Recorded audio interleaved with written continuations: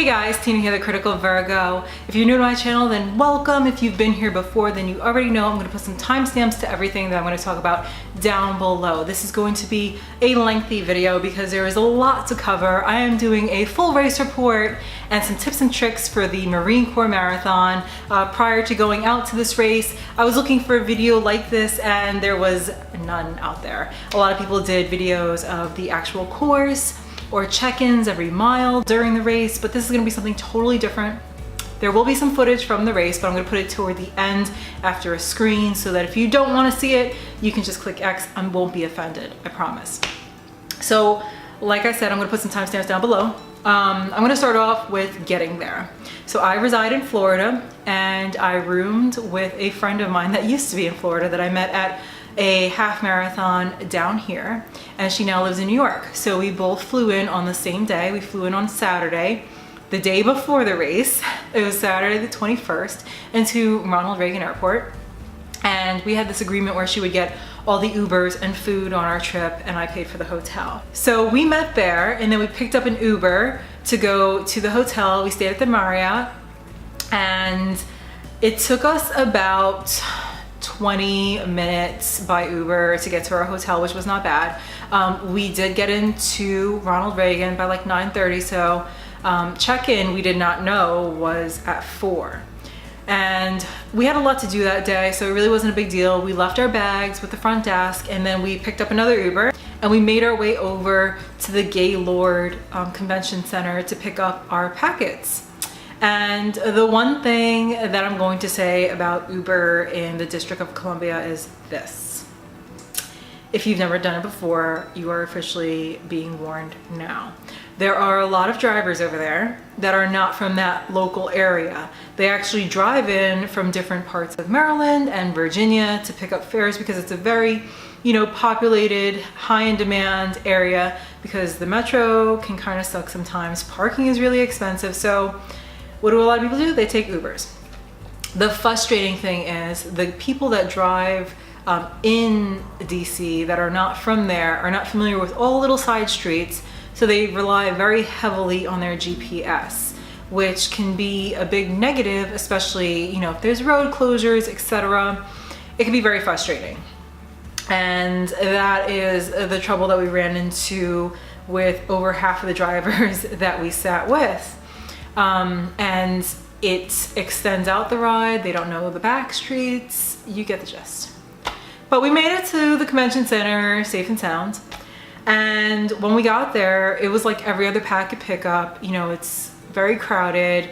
And I mean, there were 30,000 people running. There was packet pickup on Friday, but a lot of people were flying in on the same day we were. So it was very, very crowded. I saw a lot of people that were on my plane over there. It was kind of crazy. But I will give them a lot of credit, the Marines, because they did a fantastic job of organizing everybody and making everything flow. When you first step in, there are booths, rows of booths, and there's an information desk, and they broke everybody down in groups based on your bib number. You go up to the booth and you're greeted by a Marine and they look up your bib number based on like the registration confirmation that you show them, that you printed out, that you got in the email like a few days before, and they hand you all the information you need. You get a book with a lot of information inside about the day of. You get a cool badge that you can iron on to whatever you like, and you get a bib. And they also give you some pins so you can secure it on race day. Then from there, you have to go pick out a shirt. And there's 2 different areas for shirts because on the day of the marathon, they do have a 10K race and there are 2 different kinds of shirts. I'm not really sure why they picked the color that they picked, but the shirt we received is this. So that's the front. And it says Marines down one arm. And then the back looks like that. And I don't really know about the color. It's like this cross between like an orange and like a salmon. I don't know if it's really gonna come up on the camera the way it really is. It's cool, it's very breathable. I saw a lot of people running in this on race day, which I was surprised about because it was so warm. I do live in Florida, like I said, so I don't know how much wear I will be getting out of this, but I do plan to wear it if the temperature drops like to below 50, maybe. Might happen, I'm hopeful. Or when I go up to New York to visit my family. So I did not get a whole lot of use out of that. So after you get your shirt, you're gonna walk a little further through the expo, and the largest booth is like the first one you walk through. It's Brooks. They had a ton of merchandise there. It was kind of crazy. I got there on Saturday, like I said, and I saw some people after the race with different shirts that had to be there on Friday. So if you're really into all that stuff, you might want to get there a day early. But if you can't make it there a day early, have no fear, you can always buy stuff on their website after the race. So you're not gonna miss out on anything, you just won't have it for photos after your race. So some of the stuff that I bought is, one of the first one is this shirt actually. It has all the different places that you run through and the things that you'll see, the monuments. So I thought that was really cool. I had to have that. In a lot of my photos, you'll see me wearing this visor. I thought it was really cute. MCM. And I really love it. I love visors because I wear them when I run all the time. I have not worn this shirt yet, this tank top. I'm into tank tops because, again, I live in Florida, so I get the most use out of these. Just a simple one. The only thing I will say is I wish that they didn't have different styles for men and women. There were a lot of shirts that we saw for men that were not available for women. And when we asked the people at Brooks why, they said that the Marines control the merchandise. So the styles were different. This is another tank top that I got. Similar to the first one, just in a different shade and a different material. I like it a lot. And I also got a finisher's jacket. I know you're thinking, you live in Florida, what the heck are you getting a finisher's jacket for? It's really light. Back looks like that. It's classic colors. This is that on the front. It's by Brooks. And again, it's very light material. I will get a lot of use out of this. Probably not in the middle of the summer, obviously. But if it does cool off a bit, or if I travel, then I'm definitely wearing it. And those are all the goodies that I purchased at the expo. We did walk around, there was a lot to be seen. My friend got taped over there. They had the KT tape station, and if you get there early enough, then you can get taped up for free. Although they did charge for certain body parts, which was kind of weird. But she had her whole leg taped up. The only thing that I will say about that is they did an okay job. She actually had a roll of rock tape, and I had to touch up certain things or redo certain areas when we were back at the hotel. But for the most part, a lot of the tape that they put on did stay. There were a lot of other booths where you could buy merchandise created by the Marines, like wood plaques that were very nice. There was a big wall where you can sign your name and leave a little message, and we did that when we were there. It was very, very touching. And you know, there were the typical ones, like Disney was there. There was also a booth where you could pick up a blue shirt, because if you don't know, one of the big things with this race is the Wear Blue Mile. And I'll go into that a little bit later.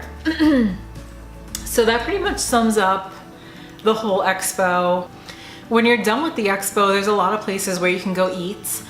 We did stop at one of the restaurants, and after that we went to CVS and we bought big gallons of water because our hotel, they had the small bottles, and it's always important to hydrate before and after a race.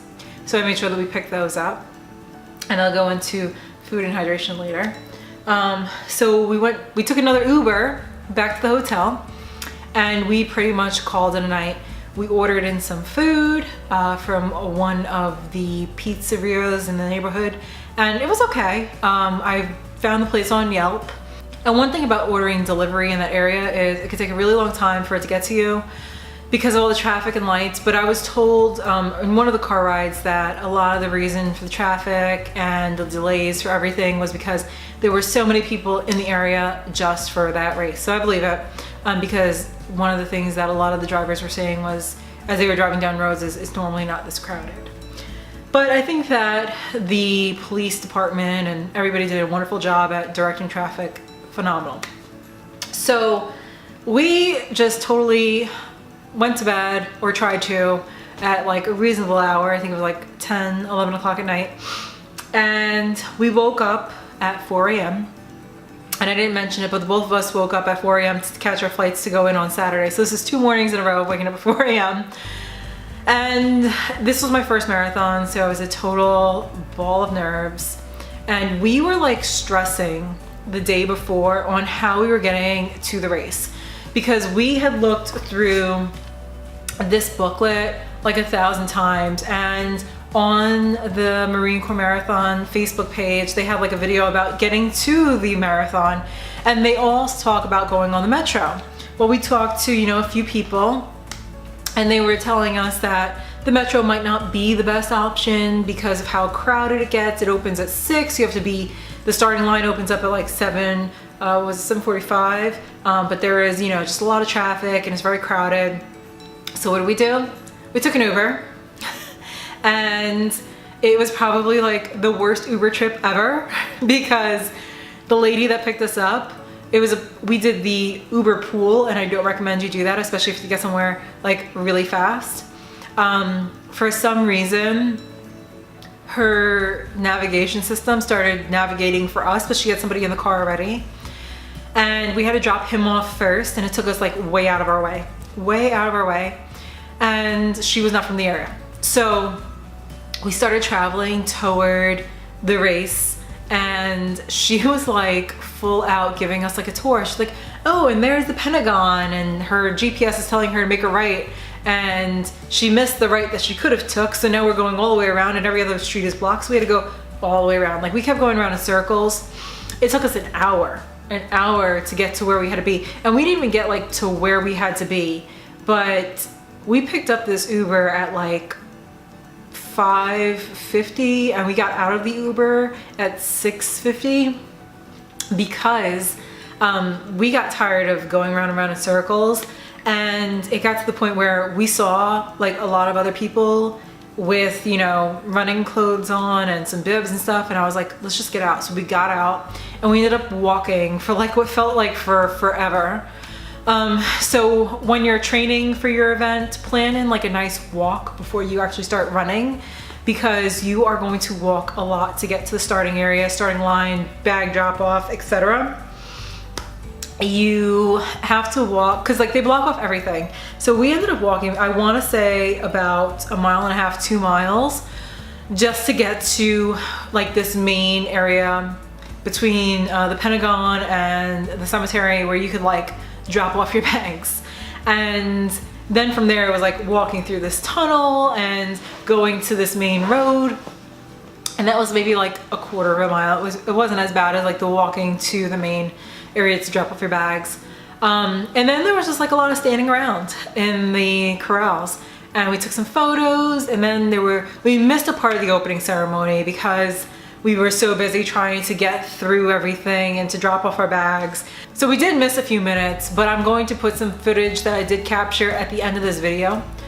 And before I knew it, it was go time. And I was okay, so I told you guys I didn't really like run this race to run this race. I was more like a tourist. My friend was trying to get another PR because she had done a really good time at a marathon like a month before, so I told her to go ahead. And she was in a totally different corral than I was. I was back by like 5 hours, and it took me about half an hour to get to the starting line because there were so many people. The crowd is so thick getting to that starting line, and there were people like way behind me. So now we're getting into the actual race itself. There are so many people there. Remember, there's 30,000 people taking part in this race. So don't expect if you're in the later corrals to like jump ahead of everybody and like make an amazing time. I did a whole run walk kind of deal because I knew I wanted to take my time, enjoy it. I didn't want to really hurt. And because I had that approach, I found myself like zigging, zagging between people to get ahead, just to run, to make time. And then I would like stop and I'd just walk, and then like they would go around me, and we just kept doing that. And I will just let you know now, zigzagging like in the crowd actually added like an extra mile onto my race because the crowd was so thick. But had I not done that, I probably wouldn't have had all the extra time to take all the video that I took or to really enjoy the race.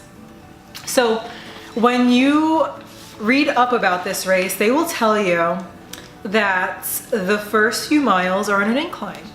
And I'm going to try to find the graph where they show you the incline. So there's an elevation profile. I don't know if it'll show up. So as you can see, the first few miles are pretty much on incline, and there's a few ups and downs throughout the course. It is true, the first 1 to 2.5, 3 miles are pretty much uphill. It's not like the most steep incline, although there are parts that are fairly steep, but you will feel it, especially if you're not used to running hills. I live in Florida, which the terrain over here is flat, okay? I do have a family member who did this race, and when I asked him about the hills, he was like, it's not harder than doing like the bridges. And I was like, oh, I got this. No, this is not like a bridge in Florida. If you're from Florida, you've been warned. It's not like a bridge in Florida. This reminds me of like the elevation profile that I had when I was training in Ohio for a little bit. It's challenging, you know, especially if you're not used to it. And what I would suggest is those first few miles, you take your time and reserve your energy because you're gonna need it. There is a nice decline and fun downhill run for, it's what, like a mile? Yeah, it was about a mile, half mile, a mile. Once you reach that peak and you're going through Roslyn, heading into Georgetown, it's a lot of fun, like trees everywhere, it's nice and cool. But you know, as I showed you, there are a lot of little hills, but you're always greeted with a nice downhill after. So the actual course itself, the most scenic part of the race, nature-wise, was when you're coming down that downhill, like miles 3 and 4 through Roslyn, and you're overlooking the Potomac and you see Georgetown. It's absolutely stunning. There's nothing like it. It's breathtaking, especially on the day that we were running. It's just stunning. Like, you have to stop and take photos if you're not going for time. And another great part is when you get to the Basin and you have the monument and the Jefferson Memorial, like on two sides, like when you're crossing over the bridge, one of the bridges, I should say. One of the most memorable and touching moments in the race is the Wear Blue Mile. If you don't know what it is, I will have some footage of it at the end, but it's one whole mile where they have photos of fallen soldiers on the right and left. And I asked my friend like what it was like when she was going through there, because she was in a much faster group than I was. And she told me that for her group, people were just silent and just running through. I was in a slower pack because, again, I'm sightseeing. In my group, there were a lot of people who had to stop and walk because they were crying, people kneeling, taking photos with the photos. And it was just sad because there's so many young lives that were lost. Like, I'm talking 19, 20, 23. you know, people that just died way too young. So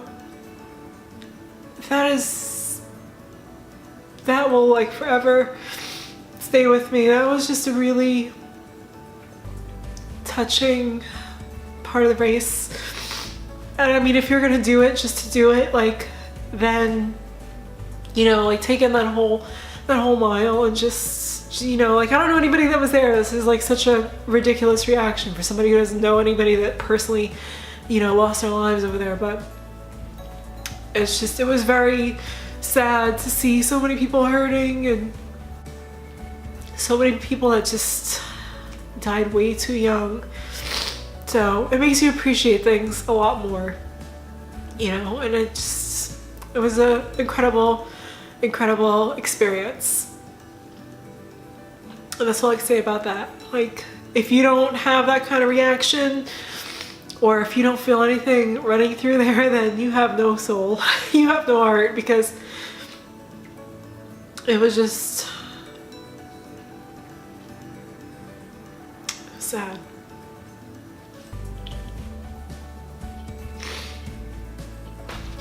When you get to like miles 16 through 17, you're gonna have the Washington Monument to your left. And if you've never seen it before in person, it is huge. It is breathtaking. Like, you have to stop and take a photo with it. But it's not the only amazing thing you're gonna see. Around miles 18 through 19, you come up to the Capitol building and the Peace Monument, and then you bank a right, and it is stunning. Like, I took so many photos and videos there, it was not even funny. And then on to the thing that everybody's trying to beat, the 20-mile bridge. When you're coming up to it, you see the Jefferson Memorial on your right-hand side. It is stunning. You can't really see into it, but you do see the outside structure. So I had to stop and take a photo of that. And right at the 20-mile bridge, they had an awesome, like, kind of tribal band going. I really dug that. Once you cross over the bridge, it gets a little quiet, but then you end up in this amazing place that they call Crystal City. And the vibe over there is just, everybody's like cheering you on. That had to be one of the most fun parts of the race as far as crowd goes, because people are just excited. And I didn't really like how they had you run all the way down one way and then go through this loop and come back. It's just, by that point I was kind of like over it, and I was like, okay, when is this thing going to be over? But the crowd did help. It was a cool vibe and just a really interesting place to look around. There were a lot of things to see, a lot of amazing signs. People really put some effort into it. Thank you to all the people on the sidelines cheering everybody on. It was much appreciated. I did laugh at a lot of the signs, like don't trust a fart past mile 5, or if this was easy, it would be called your mother.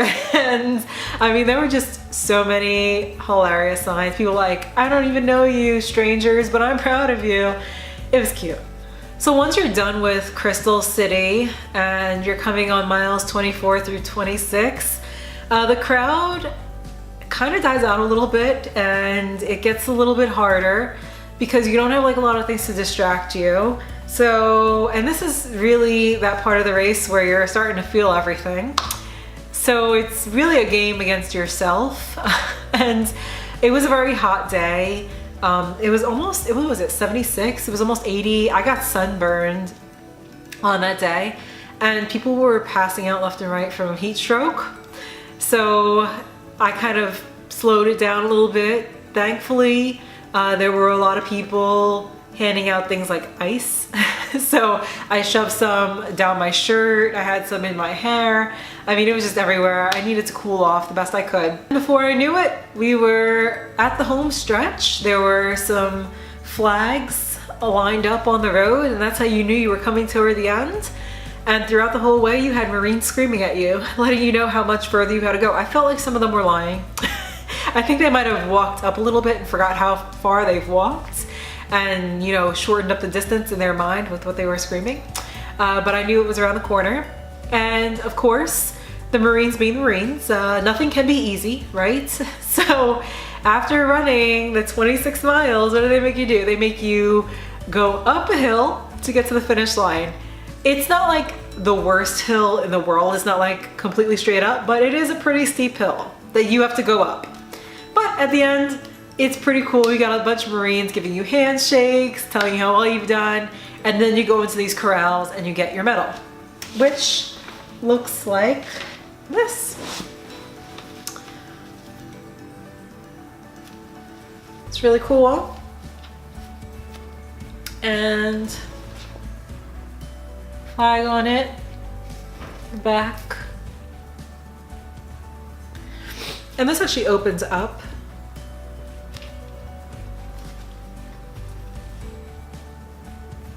So it looks like that. One thing I will say is the support on the course was phenomenal. There were plenty of water stations. I had a Camelback with me. I did stop at every water station, even with that, and I ran out of water. I just drink a lot of water because I sweat a lot when I run. And there were a lot of food stations with gels, oranges, animal crackers. That's what they provided.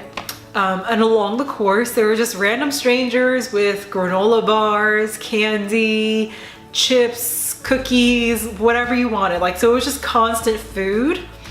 I did not eat any of the food or any of the gels because I went keto in preparation of this race a few months before. So I actually didn't take in any nourishment other than what I had in the bladder, my Camelback, which were just some electrolyte tablets and water. And I was fine. I did not die. Clearly I made it through.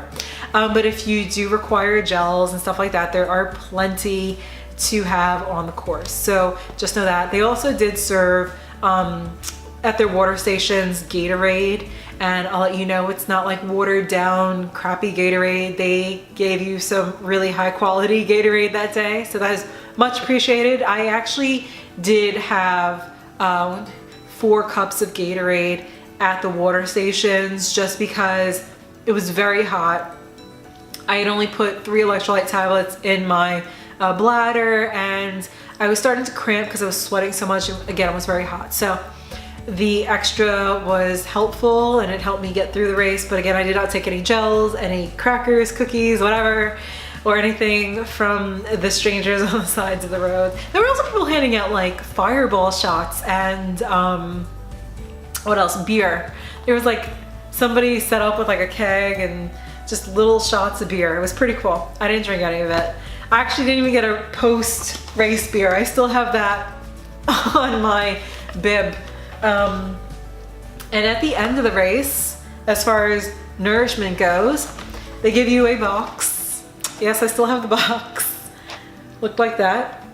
And they were handing out Gatorade and some bottles of water. And let's see. In the box I had trail mix, beef jerky,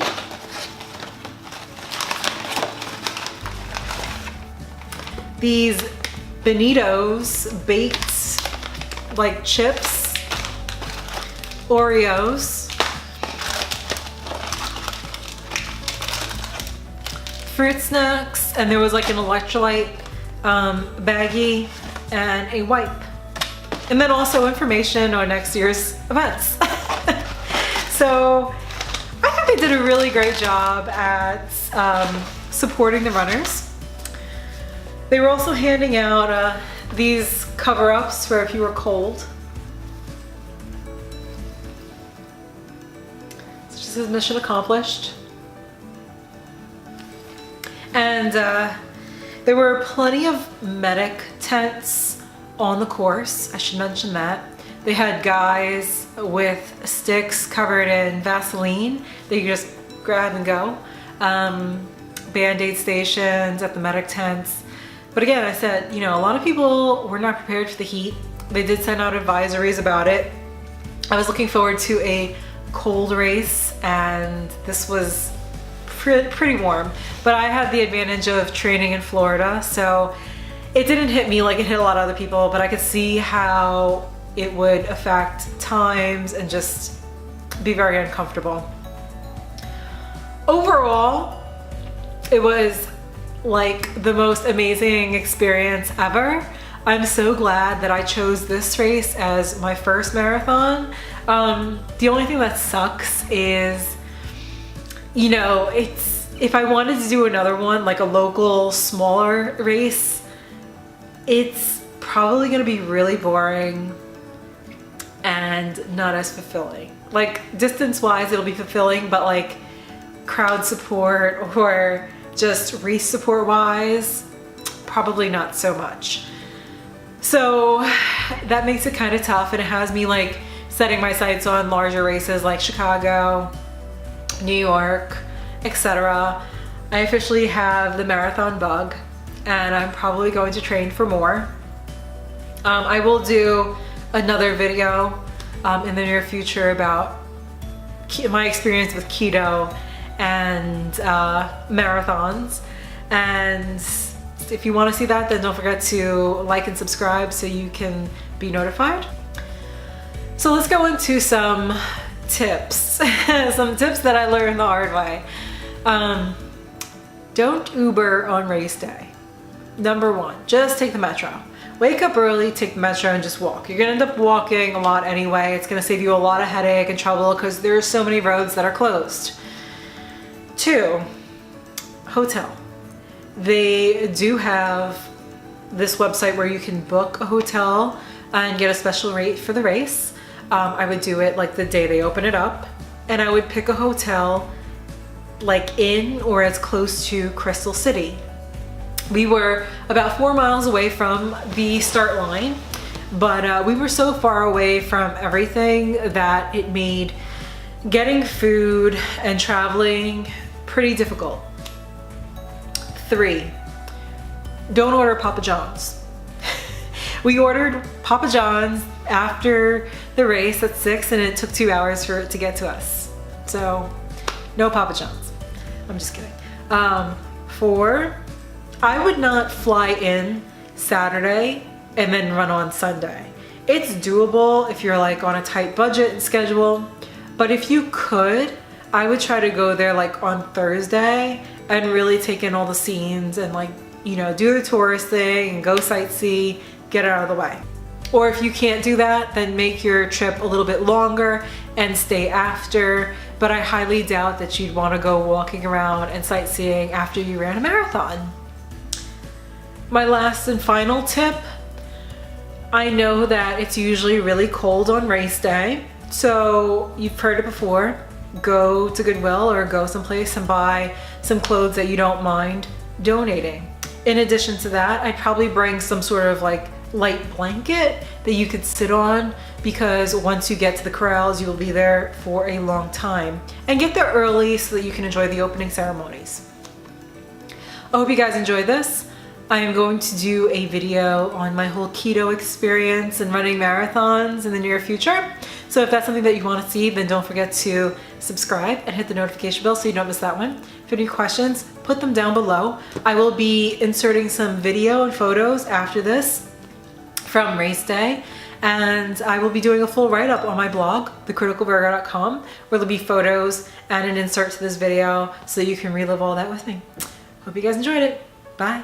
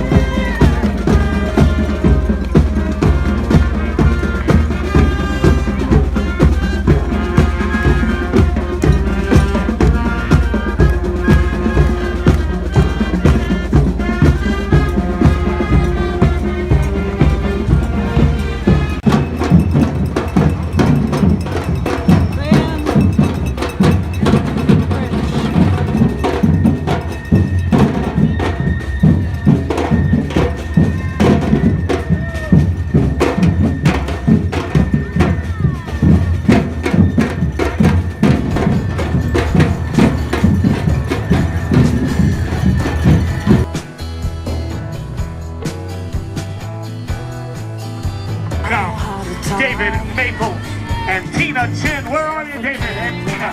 Congratulations.